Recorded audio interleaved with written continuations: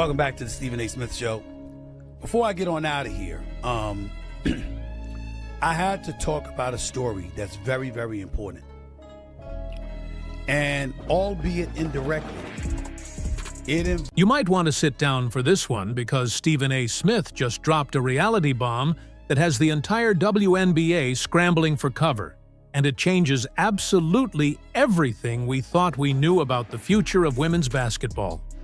We all knew the tension was high, we knew the locker rooms were divided, but nobody expected the Players Association to literally crash out and blow up their own contract this early, thinking they hold all the cards against the league owners. But here is the kicker, the part that everyone is whispering about, but refuses to say out loud until now.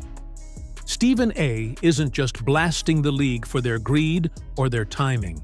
He's practically confirming that Caitlin Clark has already made her move. It's not a press conference, and it's not a public letter posted to social media.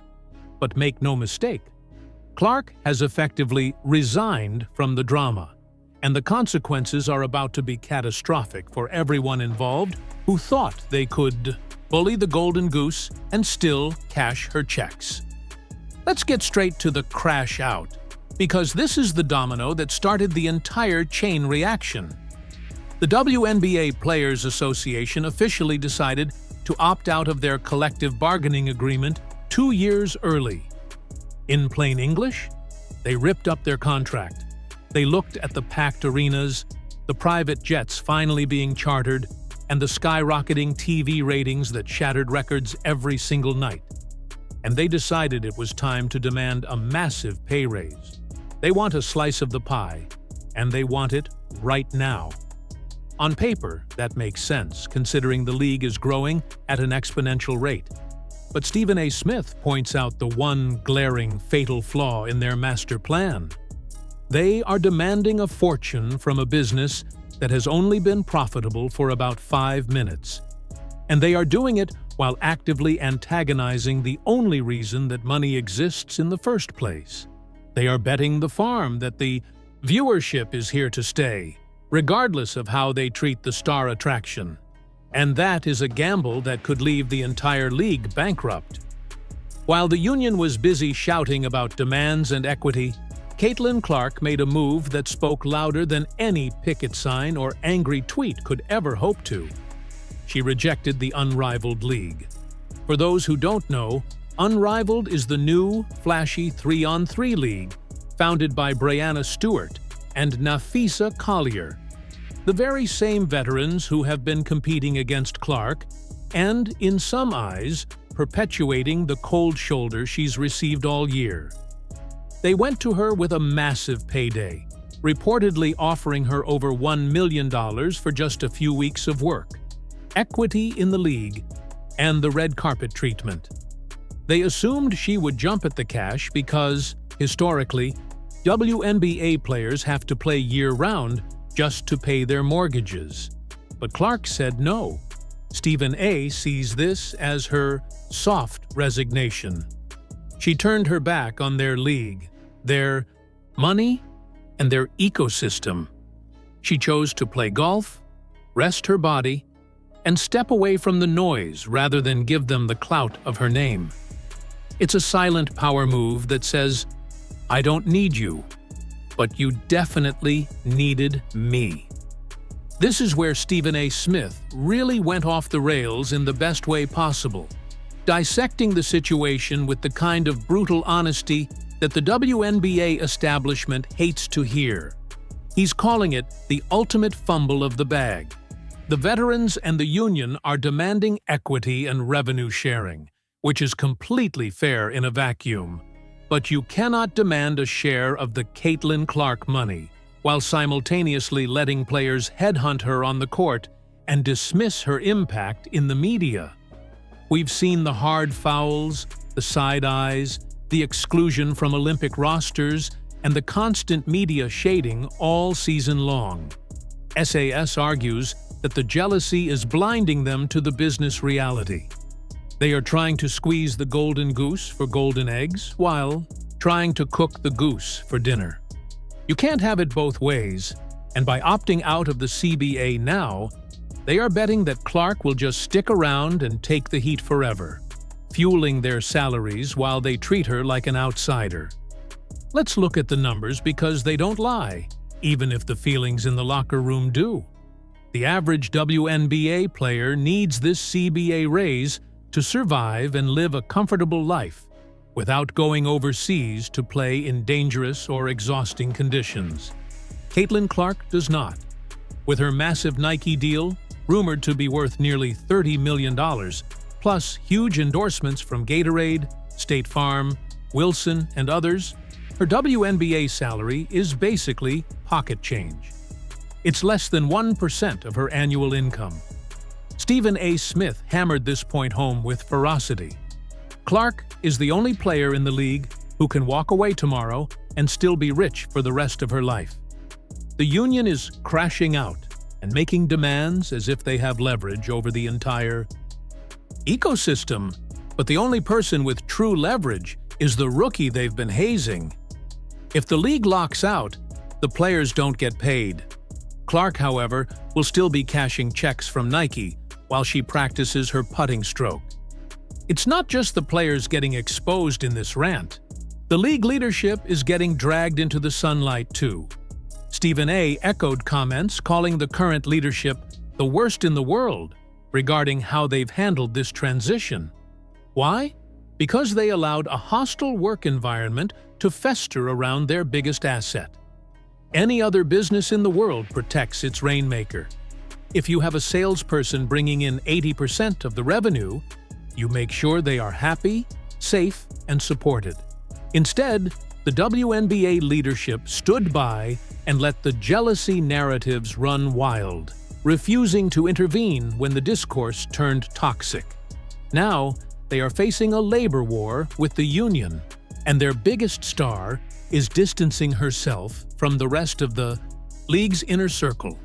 It's a management disaster, and if the league shuts down due to a lockout or a strike, the executives are going to be the ones explaining to the NBA Board of Governors why they fumbled a billion-dollar opportunity because they were too afraid to tell the veterans to tone it down. Stephen A. Smith's final take was ominous, a warning shot across the bow of the entire sport. He warned that we are pushing toward a breaking point where the silence becomes a departure. If the union strikes and the games stop, Clark isn't going to be the one suffering or begging for a deal. She'll go into broadcasting. She'll play exclusively in overseas exhibition matches for millions, or she'll just build her brand independently. The resignation from the WNBA could become official if the toxicity doesn't stop. The players played a game of chicken with the league owners by opting out, thinking they were driving a tank, but they forgot that the car driving the league, forward Caitlin Clark, has an eject button, and she just put her finger on it by saying no to Unrivaled. To truly understand the magnitude of this crash out, we have to look at the timeline of disrespect that led us here. This didn't happen overnight. It started before Clark even played a single professional minute. Remember the comments from legends like Diana Taurasi and Cheryl Swoops?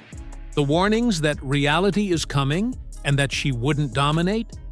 That set the tone. It created an environment where every veteran felt deputized to humble the rookie. And they tried. They blitzed her, they fouled her, they face-guarded her 94 feet. And despite all of that, she broke the assist record, the rookie scoring record, and dragged a lottery team to the playoffs. Stephen A. points out that instead of celebrating this, the union and the veterans doubled down on the "we all built this" narrative. While it's true that the league stood on the shoulders of giants, you don't ignore the person who finally turned the lights on for the rest of the world to see. By opting out of the CBA now, the union is trying to capitalize on the attention Clark brought, while refusing to admit she's the one who brought it. It's a level of cognitive dissonance that is baffling to business experts and fans alike. There is also the unrivaled factor that cannot be overstated. This league was supposed to be the bridge.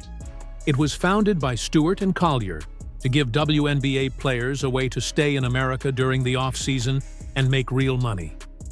Getting Clark was the key to their television deal. Rumors swirled that huge networks were waiting to see if Clark signed before offering a massive broadcast package. By saying no, Clark didn't just save herself some energy. She likely cost her rivals millions of dollars in potential revenue. It's a passive-aggressive strike that hits them where it hurts the most, their wallets. Stephen A. implies that this wasn't an accident. Clark is smart. She knows her value, and she knows that by withholding her participation, she proves exactly how much she matters. If Unrivaled struggles to get viewers without her, it validates everything SAS has been saying. The general public is here for Caitlin, not just for women's basketball in the abstract. Let's go deeper into the psychology of the crash out. Why now? Why opt out 2 years early? The union claims they want to negotiate a new model that reflects the transformation of the league. They want higher salaries, better pension benefits, and improved travel standards. These are all noble goals, but the timing suggests they believe the leverage will never be higher than it is right now. They are afraid that if they wait, the hype might die down, or the TV numbers might plateau.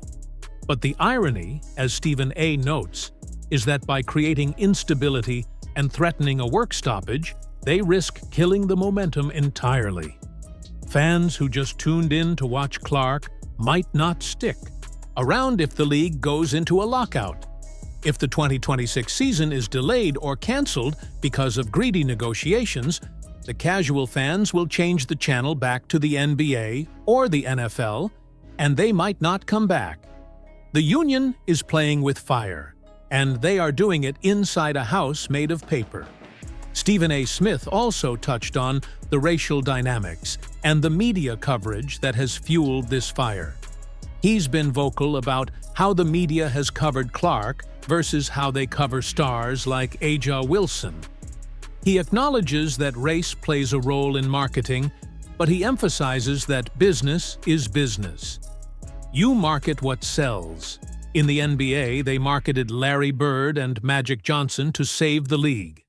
They didn't worry about whether it was fair to the other players. They worried about keeping the lights on. SAS argues the WNBA is in its Magic and Bird era, but the players are acting like they are in a socialist collective, where everyone deserves the same shine regardless of who is selling the tickets.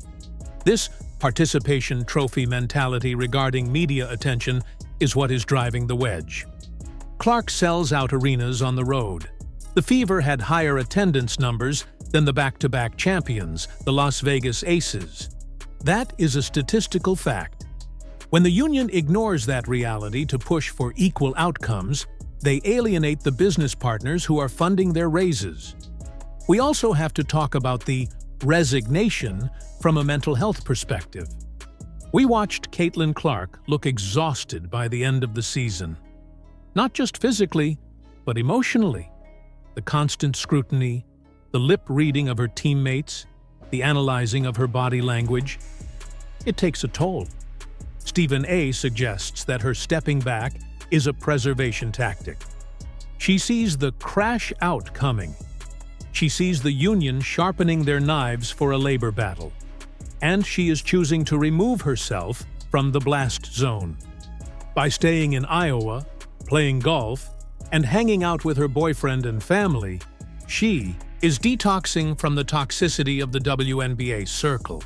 This is dangerous for the league, because if she realizes she is happier without the WNBA than with it, the threat of her leaving for good becomes real. We've seen athletes walk away early before. Barry Sanders, Calvin Johnson, Andrew Luck. If the environment is too toxic, the money won't keep them. And remember, Clark already has the money. Let's dissect the golden goose analogy further, because it is the perfect description of this scenario. The WNBPA is essentially the farmer. They have a goose that lays golden eggs, Clark. Instead of feeding the goose, building it a nice nest, and keeping it happy so it lays more eggs, they are complaining that the goose gets too much attention compared to the chickens. They are pecking at the goose, and now they are threatening to blow up the coop, the CBA, to demand a better deal for the chickens. Stephen A. Smith is screaming from the rooftops that this is economic suicide. If the goose flies away, the gold disappears.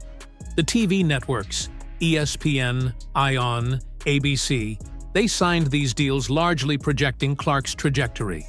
If she resigns or if the league locks out, those networks will invoke clauses to withhold payments. The revenue sharing the players want? It will be 50% of zero. There is also a fascinating rumored element regarding the relationship between the union leadership and the agents. Many agents are reportedly frustrated. They know that a rising tide lifts all boats. Clark's presence got other players endorsement deals. It got the league charter flights, which was a sticking point for 25 years. In one season, Clark accomplished what the union fought for decades to get. And instead of saying, "Thank you," the vibe has been, "It's about time. And by the way, we deserve more."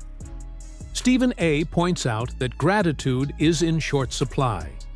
The veterans feel they suffered so Clark could soar, and they resent that she didn't have to suffer the same way. But that is the nature of progress. The pioneers suffer so the settlers can thrive. The veterans are angry at history, but they are taking it out on a 22-year-old girl from Iowa. What happens next? That is the billion-dollar question. The deadline for the new CBA negotiations will loom over the next season. Every game, every press conference will be shadowed by the threat of a strike. Stephen A. predicts that the media will turn on the union if games are missed. The public is on Clark's side. The ratings prove it. The jersey sales prove it. If the WNBA tries to paint themselves as victims while asking for millions, the public sympathy will likely be low, especially if the narrative is that they drove the most popular player in the world out of the sport. Clark holding the unrivaled card is her checkmate. She has shown she can stay relevant without playing basketball for months. Can the other players say the same? If the league stops, do the other players have State Farm commercials running during the Super Bowl? No. They need the court. Clark is the court. Furthermore, we need to address the Caitlin Clark effect on the global stage. There are rumors of European teams preparing massive offers that would dwarf WNBA salaries just to have her play a few exhibition games. If the WNBA enters a lockout, Clark could go on a world tour. Imagine the Caitlin Clark Global Tour, selling out arenas in London, Paris, Tokyo, and Shanghai. She would make more money in a month than the entire WNBA payroll. The union is crashing out without realizing that globalization provides Clark with an escape route. She doesn't need the WNBA to play basketball. The WNBA is just the most convenient option. But if it becomes too inconvenient, she has the passport and the star power to take her talents elsewhere. Stephen A. hinted at this, noting that she is a global icon now, not just an American basketball player. Let's circle back to the unrivaled rejection, because the details there are juicy. The league founders, Stewart and Collier, tried to play it cool, saying they have plenty of stars. And they do, but they don't have the star.